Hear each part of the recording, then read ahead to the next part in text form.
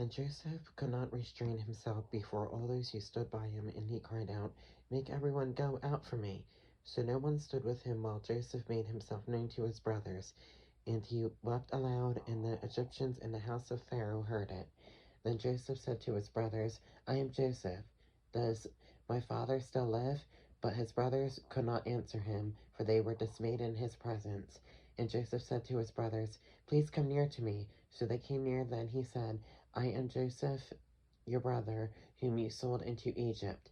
But now do not therefore be grieved or angry with yourselves because you sold me here, for God sent me before you to preserve life. For these 2 years a famine has been in the land, and there are still 5 years in which there will be neither plowing nor harvesting. And God sent me before you to preserve a posterity for you in the earth, and to save yourselves, to save your lives by a great deliverance. So now it was not you who sent me here, but God, and he has made me a father to Pharaoh, and lord of all his house, and a ruler throughout all the land of Egypt. Hurry and go up to my father and say to him, Thus says your brother Joseph, God has made me lord of all Egypt. Come down to me, do not tarry. You shall dwell in the land of Goshen, and you shall be near to me, you and your children, your children's children, your flocks and your herds, and all that you have. There I will provide for you, lest you and your household and all that you have come to poverty, for there are still 5 years of famine. And behold, your eyes and the eyes of my brother Benjamin see that it is my mouth that speaks to you. So you shall tell my father of all my glory in Egypt, and of all that you have seen, and you shall hurry and bring my father down here.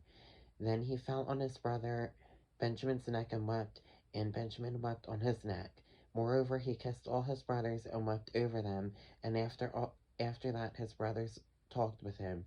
Now the report of it was heard in Pharaoh's house, saying, Joseph's brothers have come. So it pleased Pharaoh and his servants well. And Pharaoh said to Joseph, Say to your brothers, do this. Load your animals and depart. Go to the land of Canaan. Bring your father and your households and come to me. I will give you the best of the land of Egypt, and you will eat the fat of the land.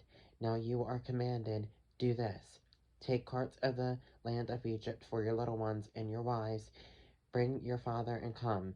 Also do not be concerned about your goods, for the best of all the land of Egypt is yours. Then the sons of Israel did so, and Joseph gave them carts according to the command of Pharaoh, and he gave them provisions for the journey. He came to all of them, to each man changes of garments, but to Benjamin he gave 300 pieces of silver and 5 changes of garments. And he sent to his father these things: 10 donkeys loaded with the good things of Egypt, and 10 female donkeys loaded with grain, bread, and food for his father for the journey. So he sent his brothers away, and they departed. And he said to them, See that you do not become troubled along the way.